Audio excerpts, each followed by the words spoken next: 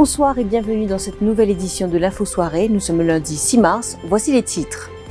244 cas de Covid-19 et 7 décès à Maurice, 5 premiers cas de guérison et une centaine de personnes qui quittent 3 centres de quarantaine. En confinement, un médecin demande à poursuivre sa quarantaine chez lui. 2 autres personnes en quarantaine positives au virus. Pension, 22 300 livraisons de pensions à domicile effectuées sur 58 665 depuis vendredi. Vol, après les plantations, c'est au tour des chantiers de construction de subir des frais. Culture, le confinement, l'occasion de découvrir ce que la bibliothèque de l'IFM a à vous offrir. 244 cas positifs de Covid-19 et 7 décès à Maurice, soit 17 nouveaux cas depuis hier. 4 patients sont guéris et ont été autorisés à rentrer chez eux. Précision du Dr Zuber Joumaï lors du point de communication du National Communication Committee aujourd'hui. Et nous avons appris ce soir par le ministre de la Santé un 5e cas de guérison. Parallèlement, 2 patients sont actuellement admis à l'hôpital INT et ils sont sous respiration artificielle. Toutefois, leur état de santé est stable. À noter également que 3 centres de quarantaine ne sont plus occupés depuis ce lundi. 140 personnes ont été autorisées à partir. On dénombre désormais 1504 personnes dans les différents centres de quarantaine de l'île. Hier, moi, j'ai annoncé à 11h30, 227 cas. Et aujourd'hui, à 16h, nous avons fini de faire 470 tests. Et dans ces 470 tests-là, nous avons 17 cas positifs, qui amène le nombre de cas positifs à Maurice à 244 cas total. Aujourd'hui, nous avons un élément positif pour communiquer avec la population. Nous finissons 4 cas qui nous considérons comme guéris et qui sont capables de quitter le centre de traitement. Nous avons 4 cas de guérison. Nous définir, pareil comme l'OMS recommande, nous définir la guérison par 2 tests négatifs à 48 heures d'intervalle après un traitement de 6 à 8 jours. Ok, oui, hier déjà, c'est 4 personnes qui ont guéri. En d'autres mots, guérison veut dire quand premier test de faire au début, c'est positif. Alors ensuite, après le traitement, je ne fais un test, les négatifs, et après, je ne reconfirme par un deuxième test, les négatifs. Mais aussi à rappeler qu'il là, juste avant de venir, le ministère fait moi au courant qu'il ne peut gagner encore test positif. Jusqu'à maintenant, c'est encore un dimoun qui est sorti, il gagne 2 tests négatifs. Et monsieur, pendant la soirée, à mes yeux, il peut faire un test. Nous pouvons commencer à continuer à gagner sa bonne nouvelle là, qui ben dimoun, il commence à guérir. Et une fois que guéri, je t'ai la case. Alors, ministre Jagad-Pal, ministre de la Santé. Ce soir, des Mauriciens ont consacré ce début de soirée à remercier ceux qui sont en première ligne pour combattre le virus ou à risquer leur vie pour assurer l'ordre durant le confinement national. Eux, ce sont les médecins, les infirmiers, les policiers, entre autres. Le ministre de la Santé était présent dans les locaux de Radio Plus ce soir. Voici quelques images. 3, 2, 1. Applaudissements, s'il vous plaît. L'île Maurice, tout le monde ensemble avec nous. Allons dire merci. Merci au personnel soignant, non soignant, à la force policière, aux pompiers, mesdames et messieurs, le personnel des supermarchés, des boutiques, les employés du port, les éboueurs, les pharmaciens et tous les autres dimones qui travaillent dans un service essentiel. Il est parmi les premiers patients testés positifs au Covid-19 et à pouvoir rentrer chez lui. Anel Jitou, un habitant de Cornemasque, âgé de 49 ans, avait une forte fièvre il y a 2 semaines. Il avait assisté à des funérailles et s'est ensuite rendu dans ce supermarché dans la région de Saint-Paul. À l'hôpital, il avait été testé positif au Covid-19. Cet habitant de l'Est raconte les 2 semaines qu'il a passées sous assistance médicale. Depuis hier, il est à son domicile, mais il devra rester en isolement pendant au moins 1 semaine.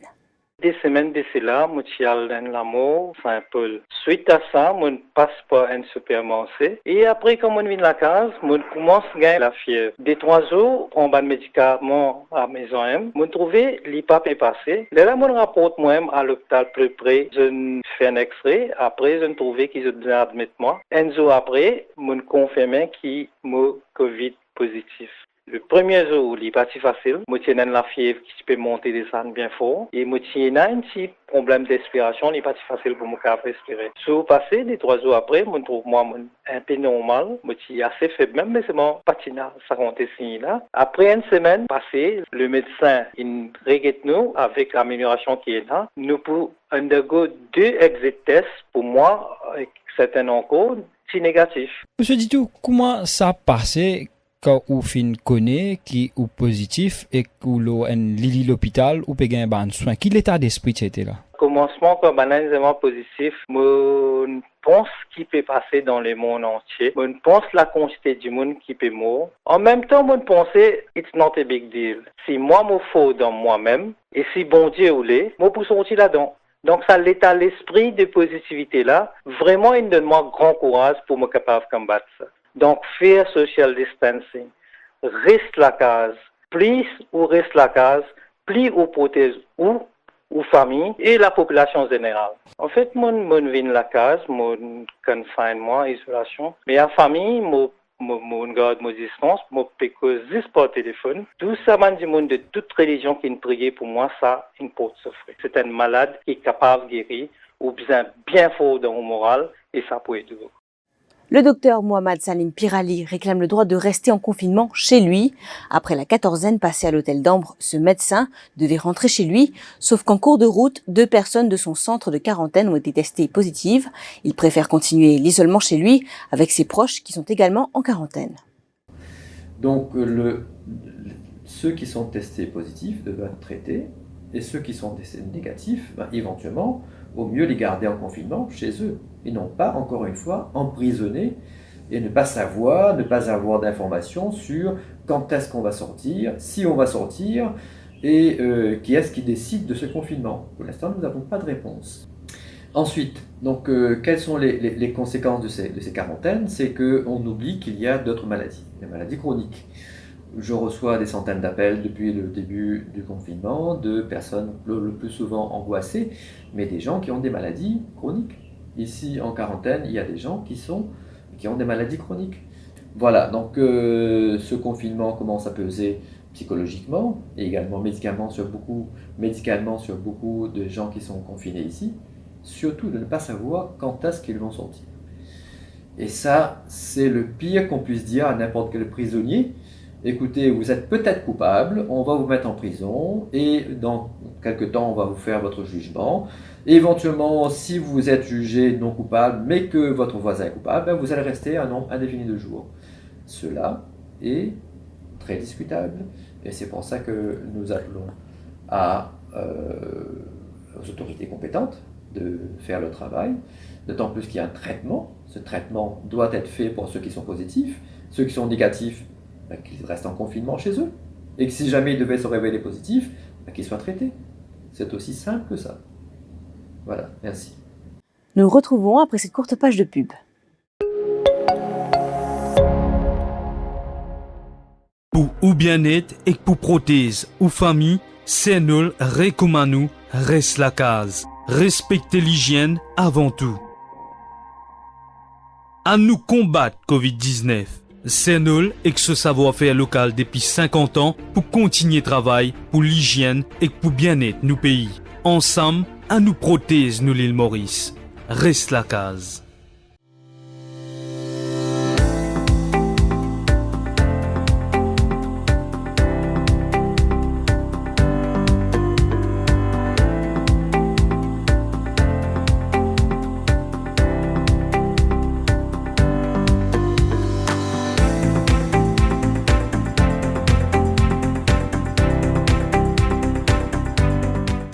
Pride Group of Companies, spécialiste en construction, rénovation et fabrication de l'acier hydroponique. Pride Group of Companies offre un service de plomberie, faux plafond, carrelage, électrique et tous travaux en métal. Elle est aussi importateur et distributeur de tuyaux et tubes galvanisés. Pour tout renseignement, contactez Pride Group of Companies. L'équipe d'Elianson se dévoue jour et nuit pendant le confinement pour rassurer, accompagner et soutenir les familles endeuillées. Rendre un dernier hommage à l'être cher est très important. Les précautions sont prises pour la sécurité des employés et des Mauriciens. Les décès du Covid-19 sont gérés par le gouvernement pour éviter toute contamination.